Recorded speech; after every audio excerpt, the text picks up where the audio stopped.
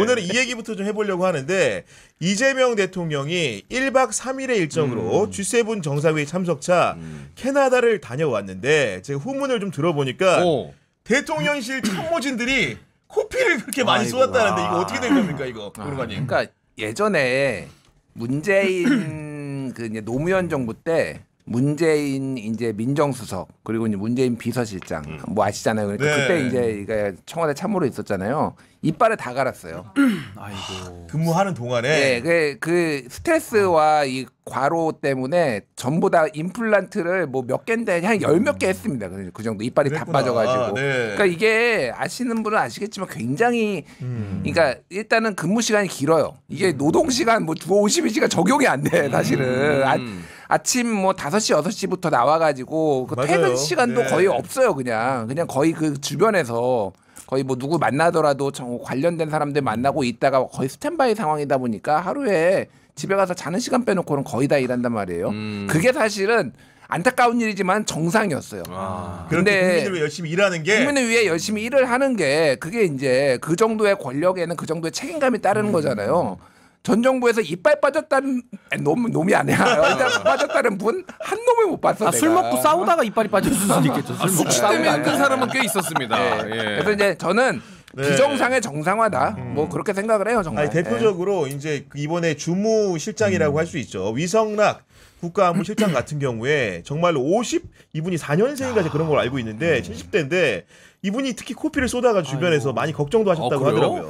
아니 그러니까 이제 저도 사실 코피 쏟아본 게 뭐 고3 때라든지 로스쿨 3년 차 때 그때 한번 쏟아보고 거의 과로로 코피 쏟은 일은 없거든요. 근데 와 그 위성락 실장님 또 고령이시기도 한데 얼마나 힘드셨겠어요. 그 모든 일에 많은 과부하 정상들과 때문에. 만남을 계획하다 보니까 다 미리 조율을 네. 해야 되니까. 그렇죠. 외교안보 라인도 뭐 다 세팅이 안 된 상황에서 상당히 좀 경무가 이제 코피로 연결된 것 같아서 정말 건강을 잘 챙기셔야 될 것 같고 이게 차이가 보니까 이재명 대통령도 피곤하시겠죠. 근데 이분은 지치지 않아요. 진짜? 왜냐하면 그게 문제래. 자기가 좋아하는 일을 하는 거는 안 피곤해요 이게. 와, 저 네, 방송하는 거 되게 좋아하거든요. 네. 방송을 새벽 4시부터 그 다음날 새벽 1시까지 해도 쌩쌩하게 들어갑니다. 맞아요. 좋아하는 일을 하면 그래요. 네. 근데 이재명 대통령을 빼고 나머지 분들은 뭐 좋아하는 분이 계실지는 모르겠는데 거의 그래도 나라를 위해서 열심히 하시는 거잖아요. 네. 그러니까 힘들죠. 그래서 지금 이재명 대통령 별명이 많이 생겼어요. 뭐 천재명, 그다가 지금 일재명. 뭐 에너자이저 이런 것도 네, 있겠죠. 그래서 그죠? 일을 너무 네. 좋아해서 일을 잘하신다 해서 일재명이라고도 많이 부르시고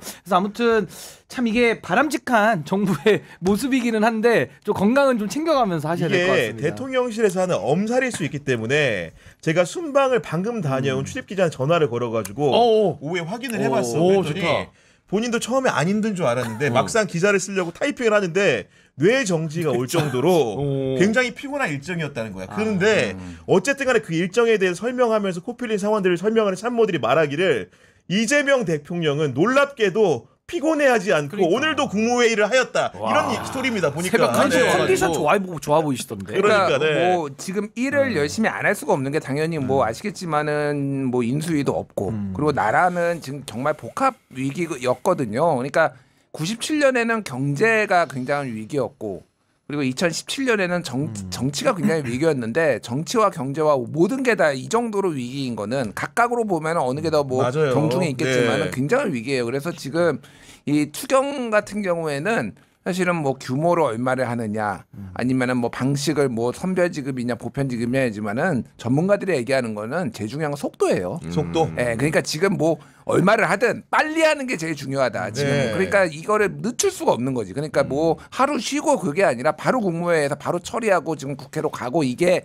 지금 일사천리로 갈 수밖에 없다. 그 긴박성을 대통령도 알고 참모들도 알고 이제 국회도 좀 알았으면 좋겠다. 그 생각이 들어요. 예. 안 그래도 주무부처에서 추경 편성 관련된 내용들을 발표한 것 같고 결국은 소비 쿠폰을 진작시키고 지역 화폐를 활성화시켜가지고 뭔가 이제 갇혀 있는 경기를 살려보겠다 이런 정도의 방침은 나와 있는 것 같습니다 지금. 그러니까 이게 사실 추경을 해야 되는 건 맞는데 이게 좀 철학의 차이가 있어요. 지금 복지적인 차원에서 지금 소비 쿠폰을 이야기하는 것이냐? 그럼 이제 선별적으로 당연히 해야 되고 이제 소위 말하는 어려우신 분들 더 집중적으로 선별 복지를 해야 되는 거고 그게 아니라 경기 침체 때문에 경기 순환을 위해 가지고 이 정책을 써야 된다라고 경제 활성화에 포커스가 맞춰져 있으면 그냥 보편 지급하는 게 훨씬 낫거든요. 그래서 쿠폰식으로 해가지고 안 쓰면 그냥 소멸되도록 하는 식으로 하면 예산도 그 부담이 좀 줄어드니까요. 그렇죠. 그래서 지금 네. 제가 볼 때는 아마 두 가지를 좀 혼용해서 할 가능성이 매우 높다. 그러니까 경기도 지금 너무 어렵고 또 복지적 차원에서 어려우신 분들이 더 어렵거든요. 그렇죠. 그러니까 이 두 가지를 좀 혼용한 것을 이제 기재부에서 예산에 지금 추경에 그 범위 내에서 아마 균형 재정 얘기도 좀 하시니까 그 범위에서 아마 좀 적정한 부분을 선택하지 않을까 싶습니다. 근데